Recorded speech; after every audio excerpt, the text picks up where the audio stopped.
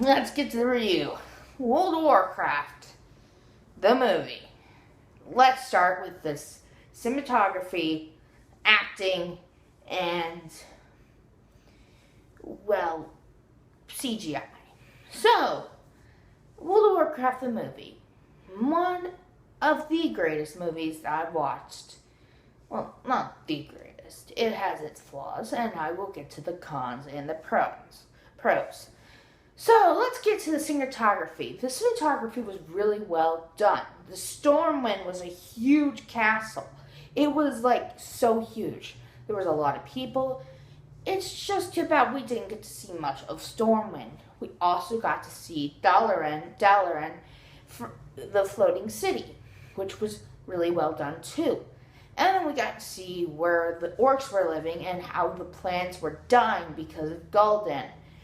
And the story of the lore was pretty well done too. The characters were well acted, well rounded, and most of the characters really were really well acted. The person who played Durtan was really well done. The person who played Medivh. So let me explain why I think Durtan, the actor, was really good and it fit him. It felt like he was really an orc. A person who was playing him was really an orc. And he actually had the voice acting. He sounded kind, caring, passionate, and he sounded like a leader that people could stand with. Medivh, he sounded like a mage, a person who can use magic, who's well known into magic and all this sorcery stuff. Khadgar, the guy who played Khadgar, he did a really well job of making him sound young and not understanding most of the stuff.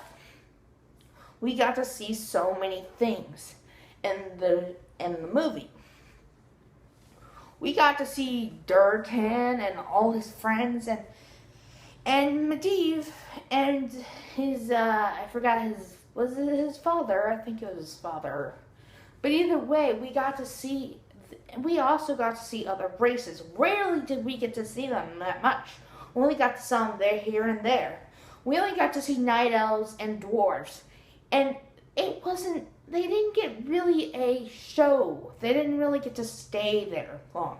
I know it was only basically on the humans and the orcs, but the orcs kind of kill plants. Night elves are lovers of nature, and they pretty much shift into druids, and druids do care about nature.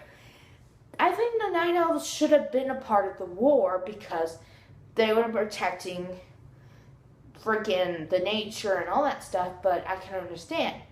And Medivh, the character, was really well done. Everything was beautifully well done. The CGI of the orcs were really well done. They actually felt like they were really orcs. And the lands were really well done. The only problem I had was the dwarves and the night elves didn't get really enough showtime. They kind of got ignored. I only got a few minutes of the dwarves, and that was pretty much it. And the only reason why they showed it was because one of the dwarves created a gun, which kind of helped them in the battle. And that's all I'm going to say because I don't want to spoil it for you lovely people. And there was only two cons that I did not like. Was that World of Warcraft really didn't show the names. They didn't really well introduce their names really well. And it could leave people confused. People who are not well introduced to the lore of Warcraft can be confused because they won't know. They have no idea. They could be confused as fuck. And that can be very frustrating if you don't know their names.